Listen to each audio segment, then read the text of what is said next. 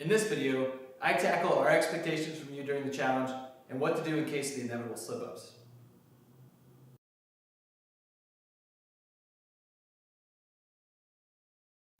Luckily for you, all of our major expectations are worth points.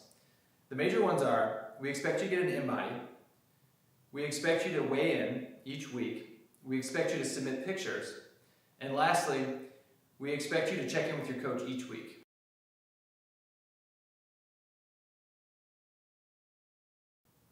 The first three expectations are easy. We expect you to get an in-body scan at the very beginning, the middle, and the end. A link to schedule your in-body scan will be on the dashboard, but there will also be plenty of reminders along the way.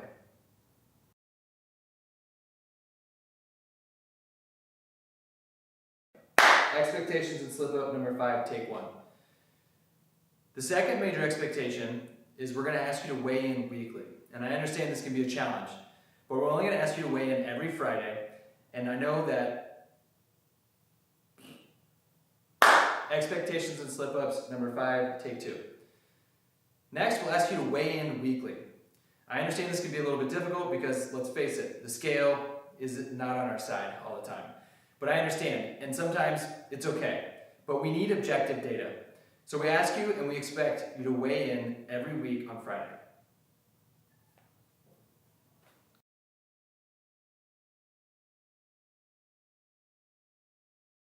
Next, we ask you to weigh in weekly.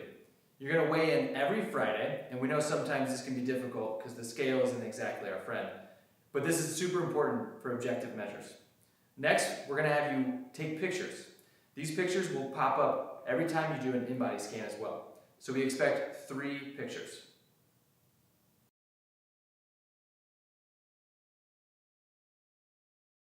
Next, we ask you to weigh in weekly. Every Friday, you'll step on the scale and submit your weight. I understand sometimes this can be a struggle as the scale is not always our friend, but it's important for us to have objective measures like these. Next, our expectations are also taking pictures. Also, not your friend sometimes, but pictures are important and they'll be done each time you do an in-body scan. Lastly, we'll have you check in each week with your coach to check up on you and see how you're progressing.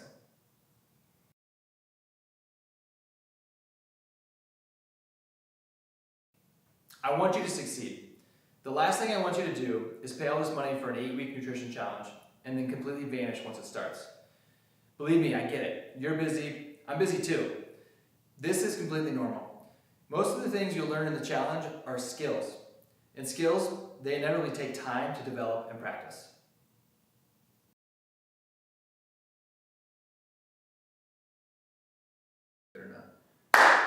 Expectations and slip-up number 9, take 4.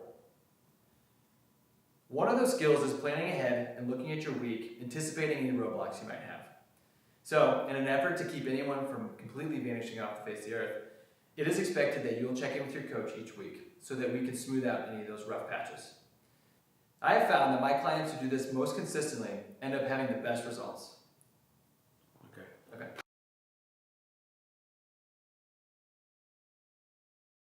A nutrition coach isn't someone who just signs you up and gives you a meal plan. Oh wait, I kind of just did that. But really, a nutrition coach is someone that guides you. So, over the next 8 weeks, I want you to think of me as a guide on the side and not necessarily a guru on the mountain. And as cliche and stupid as that sounds, I mean it. I'm really here as a coach to guide you.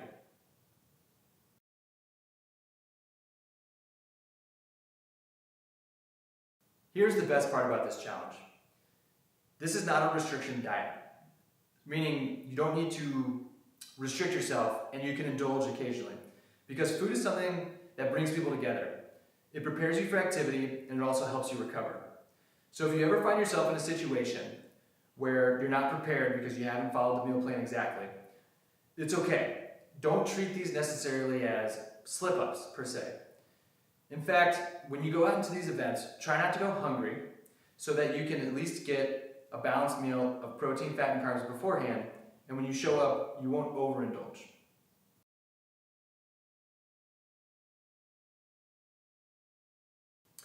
These meals just may not amount to too much over the course of 8 weeks.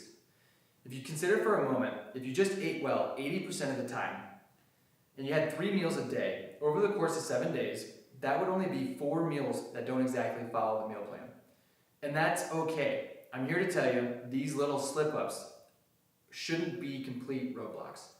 So, over the course of 8 weeks, when these happen, don't worry about it. Because at the end of the day, if you can be consistent for the 8 weeks, you're golden.